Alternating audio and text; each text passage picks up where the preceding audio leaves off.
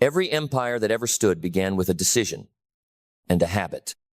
Not a miracle, not a once-in-a-lifetime opportunity, not a perfect economy, a lucky break, or a secret shortcut. No, it all began with a man or woman who said, I will not tolerate less than greatness from myself. Because here's the truth. Your life, your joy, your power, your wealth, your peace, it is not decided by what you dream or what you wish. It is decided by what you tolerate. You don't rise to your goals. You fall to your patterns. You don't drift into discipline. You build it brick by agonizing brick. And what you allow multiplies. You let a bad habit live one more day and it grows teeth. It sets roots. It becomes your default. Until one morning you wake up wondering where your edge went, where your fire went, where your future went, and you realize it was taken, not all at once, but stolen slowly by what you allowed. Your habits, every one of them, they are building you or burying you. They are taking you closer to freedom or binding you tighter to failure. And the cruel part, you get a say every single day. The invisible chains of comfort. Comfort is a liar, a slow poison dressed as peace, a thief in the clothes of pleasure. It tells you, you deserve to relax. You've done enough. Take it easy. But comfort isn't the reward, it's the trap. Because every time you tolerate a lazy morning, an unchecked emotion, a skipped workout, a late night of scrolling, you are voting. Voting against your future. Voting against your fire. Voting against the man or woman you were born to become. Comfort robs you quietly, not in earthquakes, but in erosion. It softens your ambition, numbs your urgency, kills your hunger, one indulgence at a time. And before you know it, you are no longer leading your life. You are tolerating it. You are no longer steering the ship. You are drifting in a sea of excuses. You are not living. You are maintaining. And maintenance is not life, it is a slow death. Standards, the guardrails of destiny. The disciplined don't wait for motivation. They live by standards. Not goals, not dreams. Standards.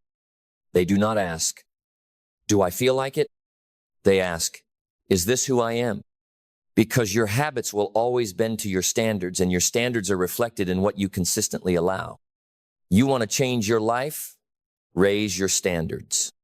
Say no to being late. Say no to mediocrity. Say no to passive living. Say no to being average when you were called to be exceptional. High standards are not about being harsh. They're about being clear. They say, I do not permit this in my life anymore, not because I hate myself, but because I respect myself. And where respect rises, excuses die. You're mourning the mirror of your discipline. Want to know where a man is going? Look at how he starts his day. Your mornings are the silent architect of your future. Not because they are magical, but because they are predictable. A man who wakes up late, checks his phone, skips reflection, avoids discipline, he is not building a life. He is losing one. But a man who wakes with intention, who moves before the sun rises, who meets his demons in silence, who sharpens his body, his mind, his spirit, he is dangerous. He is not reacting to the world. He is commanding it. He is not waiting to be inspired. He is inspiring himself through action. Your morning is not about time management. It's about soul management. The first hour of your day sets the tone for every decision that follows. It's not about perfection. It's about control. You control the morning, or the day controls you. Habits, the real currency of life. You are not what you say. You are not what you think. You are what you repeat. Discipline is not found in the big events. It is hidden in the ordinary. In how you treat your body, in how you answer a challenge, in what you do when no one is watching. Habits are sacred. They are the scaffolding of destiny. And the dangerous part, they don't care what you want. They only respond to what you do. You can dream of wealth, but if your habits scream poverty, poverty wins. You can dream of impact, but if your habits are rooted in fear, hesitation, and comfort, then mediocrity is your fate. The only way to change your life is to change your habits. Not one day, not for a season, but for life. You want to know what defines a man? Not his bank account, not the size of his house, not how many people know his name. What defines a man or a woman is what they do every single day when no one is clapping, no one is looking, and no one is handing out trophies. What defines them is what they tolerate. Because let's be honest, it's not the giants that keep most people from their greatness. It's the termites. The small habits, the invisible concessions, the harmless compromises that eat away at your future like rust beneath a coat of paint. You don't fall in a moment. You erode over years. You erode every time you say, just this once. Every time you hit snooze. Every time you choose comfort over commitment, distraction over purpose, laziness over legacy. You don't shatter, you slip. Quietly, slowly, until one day you realize you're no longer leading your life. You're negotiating it. And the truth is, we've all tolerated too much. Too much procrastination. Too much emotional chaos. Too much aimless scrolling, mindless entertainment, shallow conversations, dead-end distractions. We have fed the things that drain us and starved the disciplines that could define us. And now we're standing in the shadow of a life that could have been haunted not by failure but by inaction. Haunted by everything we allowed when we should have rejected. The job you stayed in because it was safe.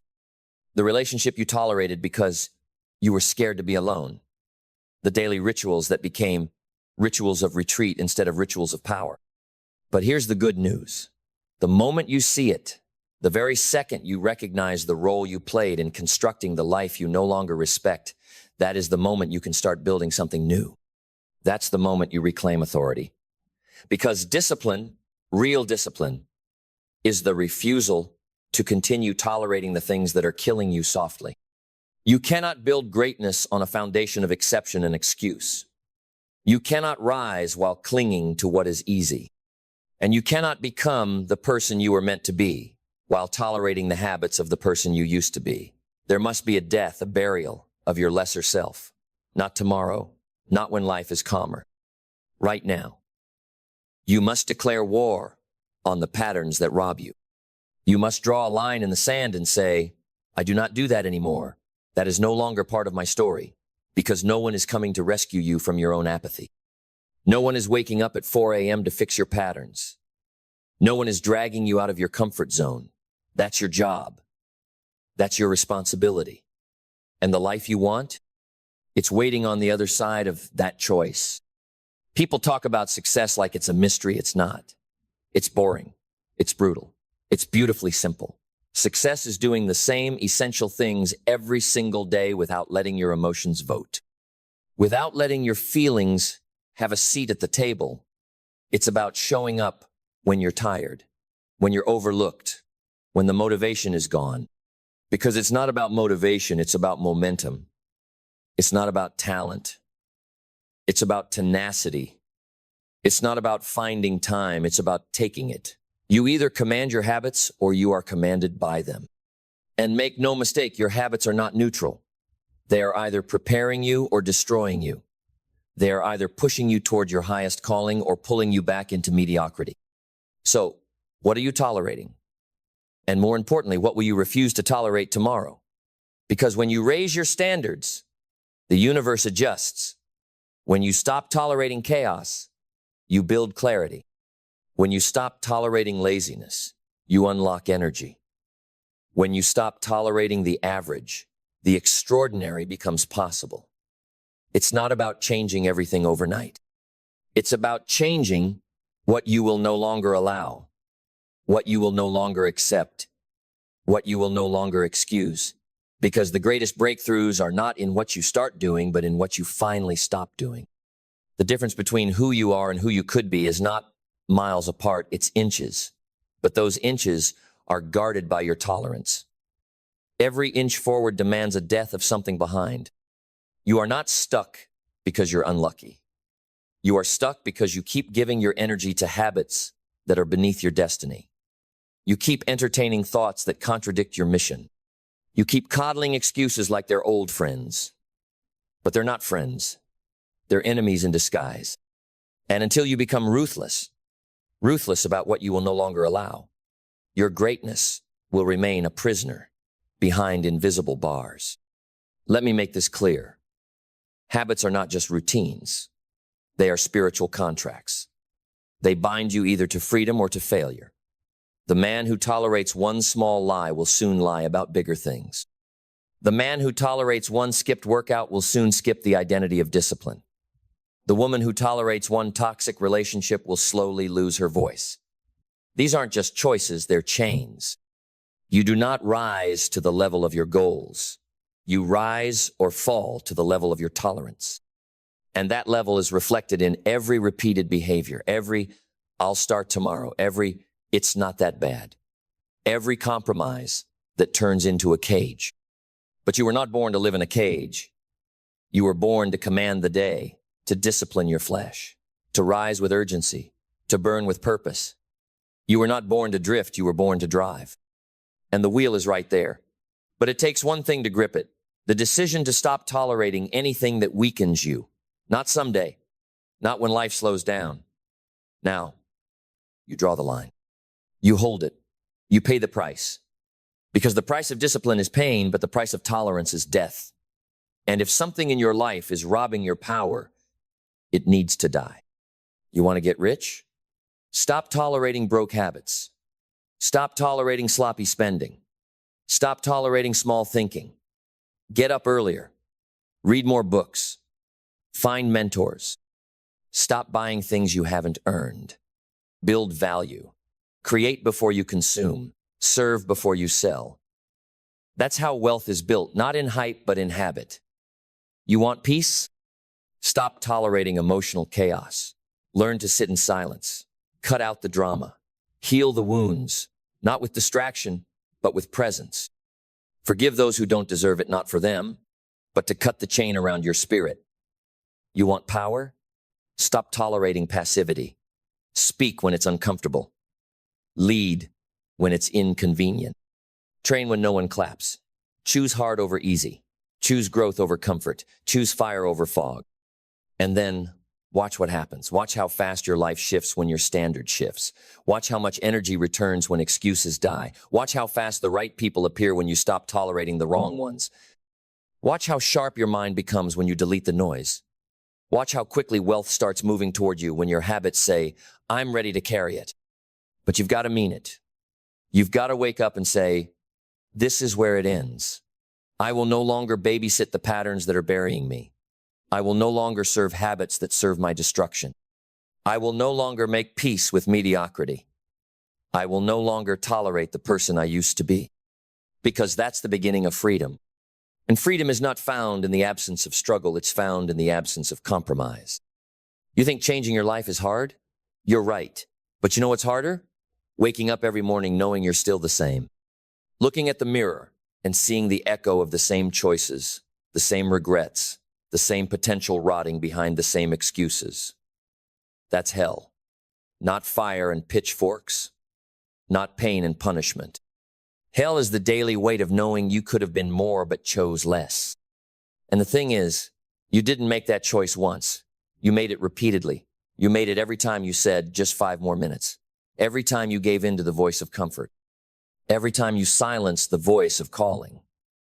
But here's the truth that will either set you free or crush you.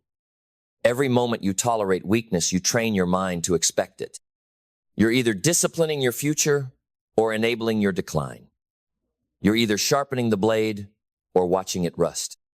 And don't you dare say, "Well, that's just how I am." That's not who you are, that's what you've allowed. Your identity is not some fixed, carved-in-stone monument. It's clay. And every habit, every action, every pattern is the hand that shapes it. If you want to change your life, you must stop defending the version of you that is addicted to staying small. You must become obsessed not with perfection, but with progress. Not with being liked, but being clear. Not with fitting in, but standing up. Because clarity is what kills compromise. When your vision is clear, your discipline becomes automatic. You don't have to fight to do the right thing, you've already decided. The internal war is won before the external one begins. That's how the powerful live. That's how the focused rise. That's how the elite stay elite. They have burned the bridges to old habits. They've slammed the door on comfort. They've made pain their partner and consistency their king. So if you're tired of living the same year over and over, it's time to kill the cycle. If you're done watching others rise while you sit on the sidelines of your own potential, then today must be your revolution. Not in theory and blood, in sweat, in cold mornings and lonely nights and the kind of inner work that leaves scars, because greatness doesn't come wrapped in convenience. It doesn't show up because you wished it would. It shows up because you outlasted the lazy version of yourself that most people never defeat. And when that shift happens, when you finally get sick of the excuses, sick of the cycles, sick of tolerating a life that feels like a whisper when you were born to roar, you'll begin to taste what real power feels like. Not control over others, but mastery over yourself, mastery over your time, mastery over your emotions, mastery over the story you tell when no one else is around to hear it. That's the real battlefield. And if you win there, the world doesn't stand a chance of stopping you. So I ask again, what are you still tolerating? What small behaviors are slowly stealing your fire? What have you made peace with that should have been thrown out long ago? What version of yourself are you still protecting, even though you know it's the very thing chaining you to mediocrity? Tear it down. Burn the blueprint of who you've been and write a new one in sweat and silence and unrelenting standards. Because nothing will change until you decide to stop tolerating who you are and start building who you must become. The man who breaks through is not the man who has all the answers. He's the one who stopped asking the wrong questions. He stopped wondering if he was ready. He stopped asking if it was too late.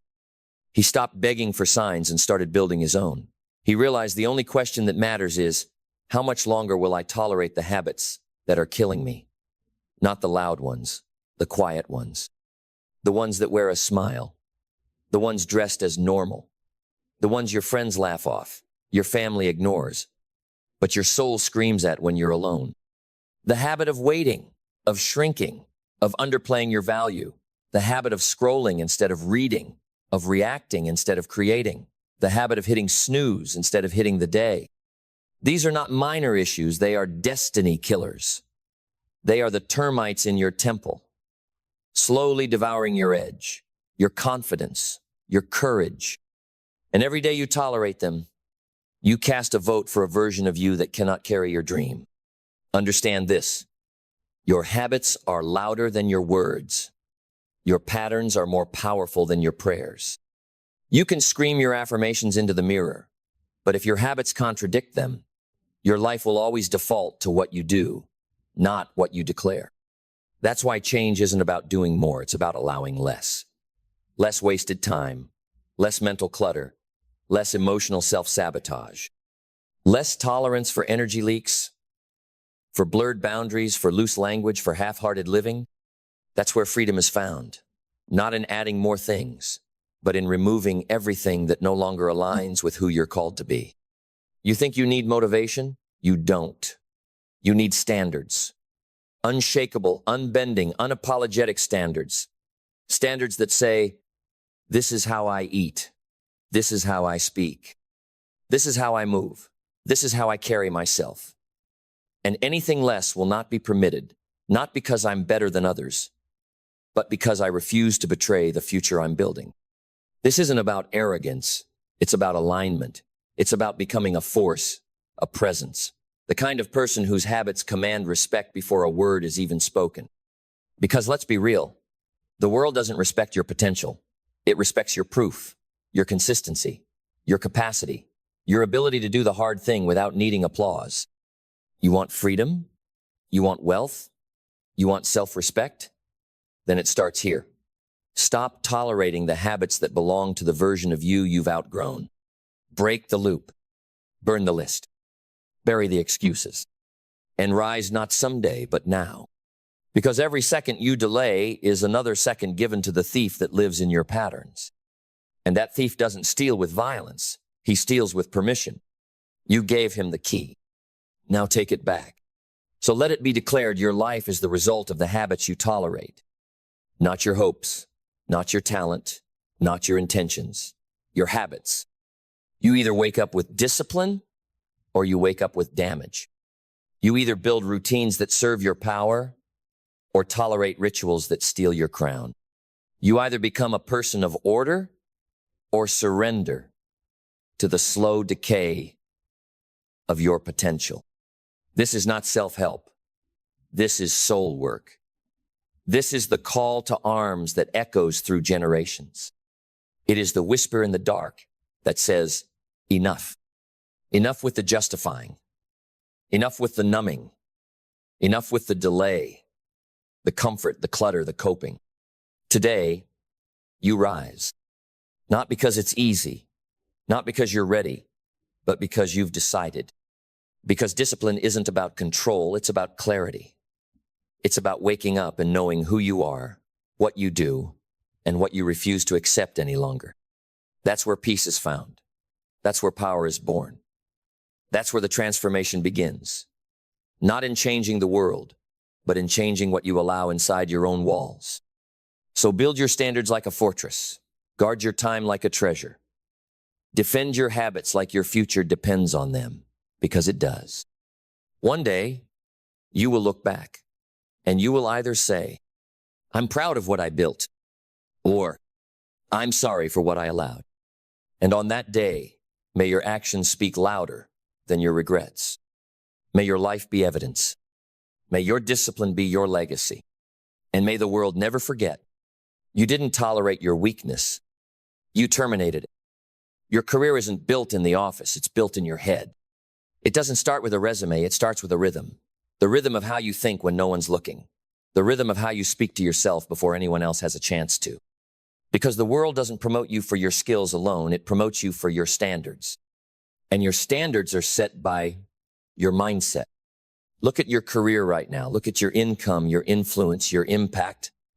Look at how you show up, how you work, how you speak in meetings, how you handle deadlines, how you respond when someone tells you no. That isn't just professional behavior. That is personal philosophy on display. You don't attract opportunity, you align with it. You don't get lucky, you get prepared. And that preparation, that readiness, that edge that makes people say, this one's different, that doesn't come from your environment. That comes from your internal world. Because your career will never outgrow your thinking. If you think small, you'll lead small. You'll communicate small. You'll ask for small things and settle for small payoffs. If you think average, you'll seek comfort. You'll confuse movement with progress. You'll play politics instead of playing offense. But if your thinking is big, not loud, not arrogant, not delusional, but structured, strategic, deeply rooted in self-respect and radical responsibility, everything begins to shift.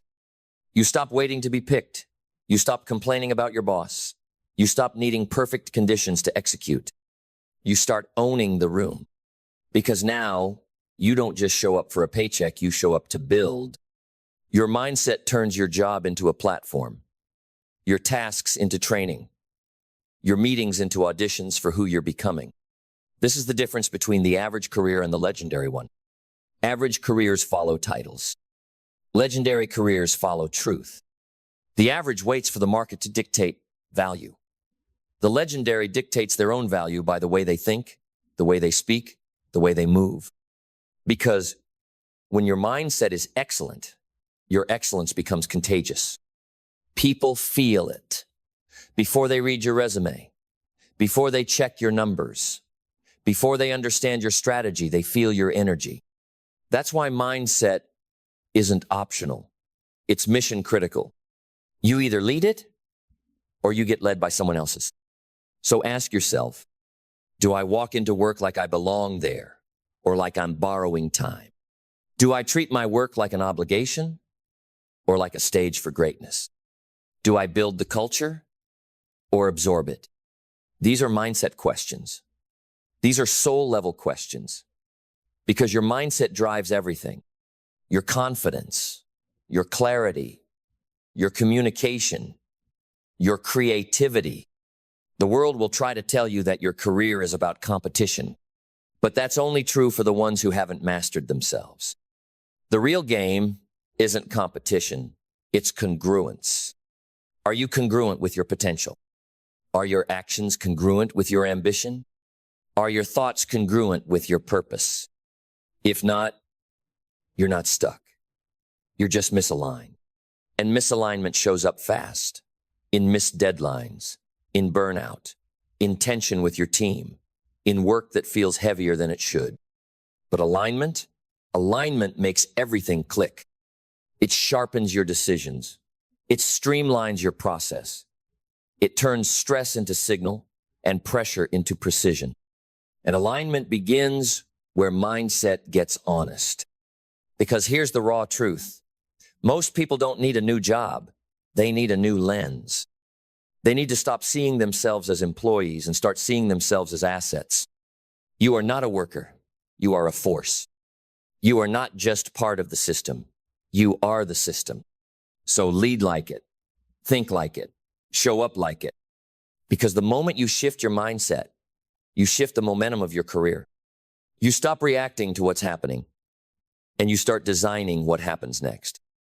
You start thinking like a builder, like a strategist, like a leader long before the title ever arrives. And when you think like that, you behave differently. You don't wait for instructions. You create initiatives. You don't hide in the crowd. You raise your standard, not your voice. You don't resent feedback. You devour it. Because you've made the internal decision. I'm not here to survive this career. I'm here to shape it. And that shaping, that designing, it begins in the unseen. It begins in your morning. It begins with how you prepare before the world even sees your face. It begins with the rituals you refuse to break, not because someone's watching, but because you are. It begins with the thoughts you entertain before that first call, before that first pitch, before that first meeting. Because everything you build externally begins with what you believe internally. This is where most people go wrong. They try to shift their career without ever upgrading their mindset. They chase titles, but don't change the lens through which they lead. They chase new companies, but drag their old identity into every office they enter. They leave bosses they blame, only to recreate the same cycle with a different name. Because your external world is nothing but a projection of your internal order. Your career is not separate from your character. It is a reflection of it. And character is mindset in motion. Character is who you are when the pressure is on and the praise is off. It's how you behave when the deal falls through, when your work gets overlooked, when your ideas are misunderstood. Do you shrink? Do you lash out? Do you compromise?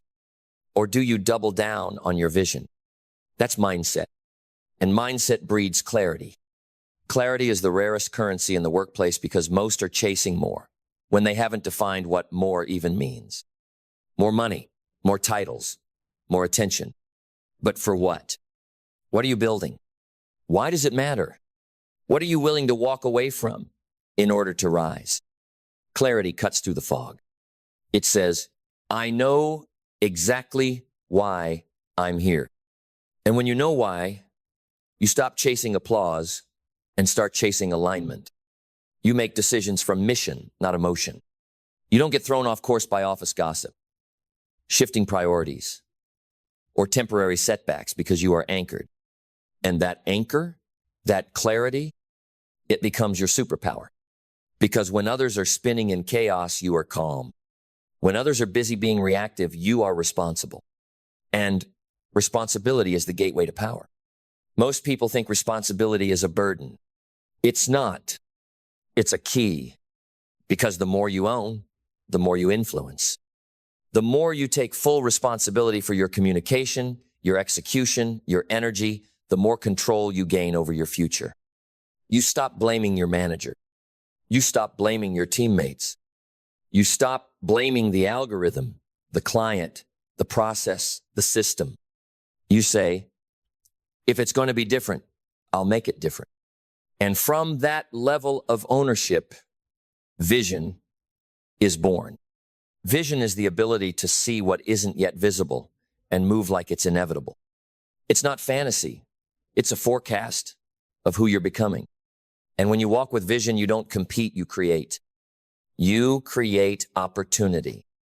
You create excellence. You create momentum because vision gives you discipline, and discipline makes you dangerous. Discipline makes you dangerous because it frees you from the gravity of your feelings. When you're disciplined, you don't need to feel like it to finish it. You don't wait for the right mood, you move because it's right. You don't hope things get easier, you get stronger. Discipline is what separates the professional from the passive. It's the line between the dreamer and the builder. It's the daily vote you cast for the future you say you want.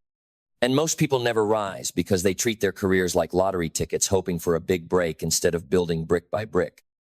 But the disciplined, they show up every single day and lay the brick. Not for the crowd, not for the applause, not for the bonus, but because they've decided who they are. And when you decide who you are, your decisions change. You stop negotiating with your standards. You stop letting other people's urgency become your emergency. You stop jumping for validation because you already walk in value. Discipline is what gives your mindset muscle. It turns theory into traction. It turns potential into performance. And it builds trust, the most undervalued currency in any career. Because trust compounds quietly, relentlessly. When you're disciplined, people trust you to show up. They trust you to deliver. They trust you not because you're perfect, but because you're predictable in the best way. They know your word means something. They know your standard doesn't fluctuate. They know you're stable in chaos. And that stability, that reliability, that consistency, that's what opens doors behind closed boardrooms. That's what gets your name mentioned when you're not in the room. That's what makes promotions chase you instead of you chasing them. Because in a world full of noise, the consistent becomes signal. And action, consistent, focused, strategic action becomes the language of leadership. You don't have to talk about what you're going to do. You do it. You execute. You initiate. You follow through again and again and again. You become known as the one who doesn't flinch under pressure, who doesn't fold when plans fall apart, who doesn't wait to be told what excellence looks like. You are the model of it. And that level of execution only grows when it's rooted in gratitude, because success without gratitude is just stress in a suit. Gratitude is the heart of your mindset. It's what keeps you whole while you rise. It's what makes every challenge meaningful, because you no longer see obstacles as opposition, but as opportunities to expand. Gratitude says, I don't have to be here, I get to be here. I get to build. I get to serve. I get to sharpen my craft, refine my edge, and make this role better than I found it. And when you live with that gratitude, you start seeing growth where others see grind. You start adapting. You stop wishing things were easier, and you learn how to become more effective. You don't wait for your environment to adjust. You evolve faster than the environment. That's adaptability. That's power. Adaptability is not a soft skill. It's a survival instinct in a world that never stops moving. If your mindset is rigid, your career becomes brittle. But when your mindset is fluid, grounded in principle, yet flexible in practice, you become unshakable. You're not shocked when the rules change. You expected it. You're not paralyzed when the market shifts. You shift faster. You're not complaining about change. You capitalize on it. Because you understand, adaptability is a mindset that says there's always a way. There's always another path, another strategy, another solution. And that mindset doesn't panic under pressure.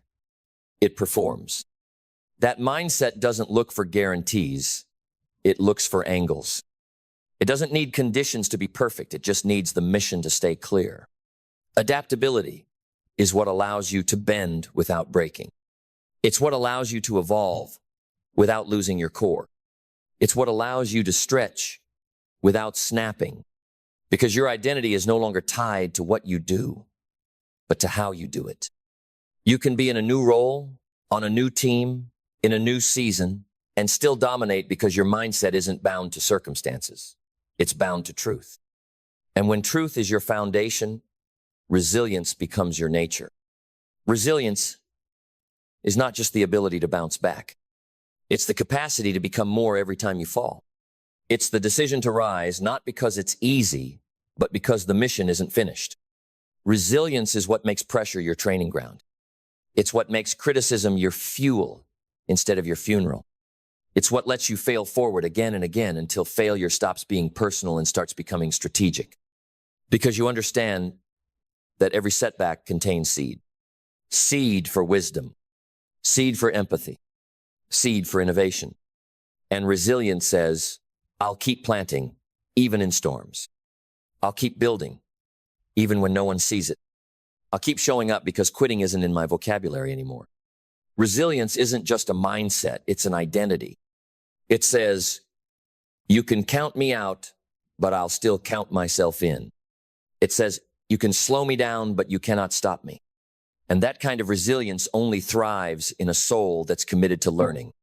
Because when you live in a growth mindset, every failure becomes a classroom. Every criticism becomes a compass. Every delay becomes development. You stop needing to be the smartest in the room and start striving to be the most teachable. Because the most dangerous professional isn't the one with all the answers. It's the one with relentless curiosity. The one who's always improving, always refining, always evolving.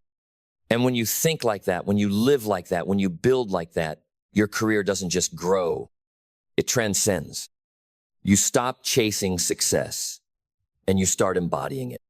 You become the person people point to and say, there's something about them, something unshakable, something powerful. And they won't be able to define it, but you will, because you'll know the truth. Your career didn't change because your boss changed. It didn't shift because your company evolved. It changed because you did, because your mindset matured, because your habits aligned, because your purpose got louder than your fear, because your actions became undeniable. And when you live like that, not once, not when it's convenient, but daily, you no longer work for success. You work from it. You carry it into every room, into every call, into every challenge, into every season, because your career became a mirror of your mindset. And your mindset, unbreakable, unstoppable, unforgettable.